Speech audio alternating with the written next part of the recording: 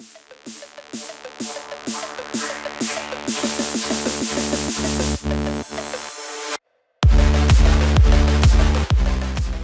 everybody, I'm Greg Soul and welcome to another CIQ demo. Today I'm going to be showing you how to get Ascender installed in the Google Cloud as quickly as possible. So by popular request on this one, I'm not going to be using GKE, their Kubernetes engine. I'm just going to be using their regular compute engine. I'm going to be installing this on a VM, and let me show you all the pieces that will get you there as quickly as possible. So I am by no means a cloud engineer, cloud expert, so your mileage may vary. I'm just showing you the most basic steps required. So I'm going to start right in here in Compute Engine and VM Instances.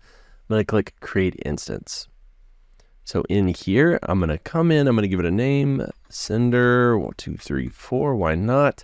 Obviously, you want to change your region, all that stuff, specify it to like meet whatever criteria you want. I'm going to leave mine on E2 for general purpose, but I am going to do some customization. So by default, it's only starting with 4 gigs of RAM. I'm going to switch here so that I'll have 8 gigs of RAM. That's really kind of our recommended baseline. So you're going to need at least 8 with 2 virtual CPUs. We've got that. I'm going to move down to boot disk. I'm going to click change on this, and I want to change the OS to some flavor of Rocky Linux, whether you're using the CIQ one or just the regular RESF one. I'm going to go with the RESF. I'm going to go for the Linux 8 optimized for GCP, and I'm going to change the disk size up to about 30.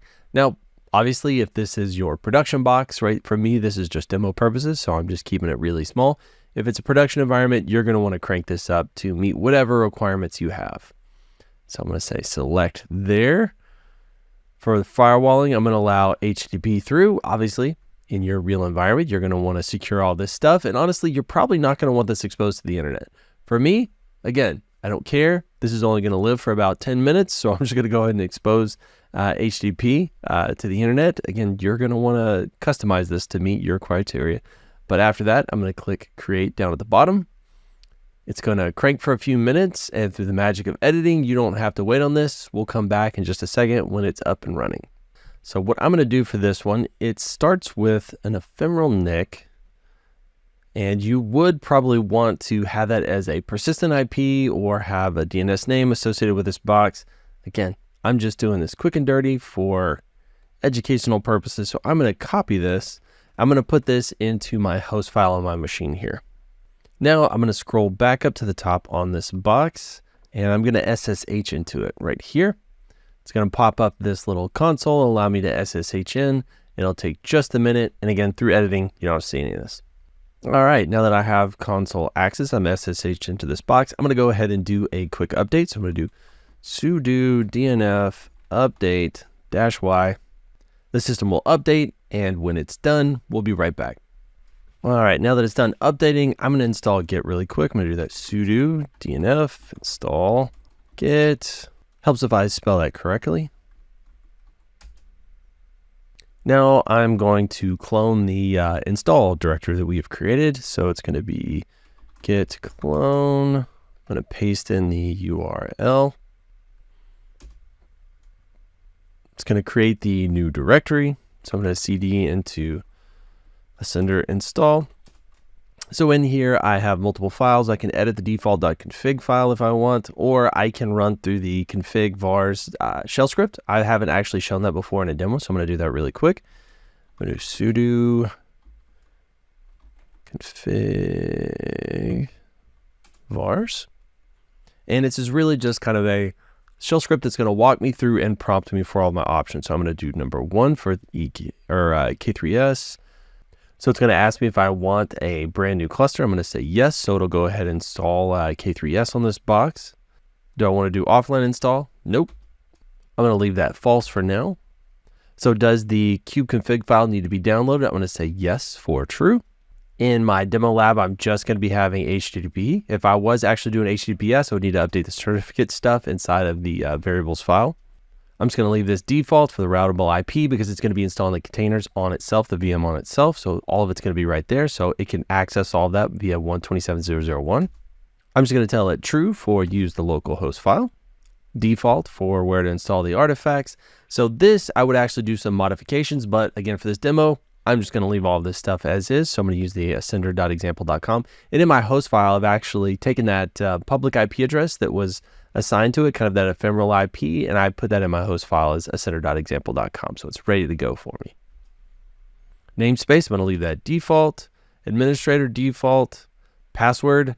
Again, if this wasn't a demo, you would want to change this from default. Mine's only going to live for about 5 minutes, so I'm just going to leave it to default. Image tag default. Version default. I'm going to go ahead and say true on this one, so it'll keep the secrets inside of Ascender. No external, so it's actually doing all this stuff local. Number of replicants, 1. This is a demo environment. I don't need to do anything crazy here. My default policy is if not present, and I always put that on all of my execution environments. And for this demo, I'm not going to install Ledger, so I'm going to turn it off with number 2.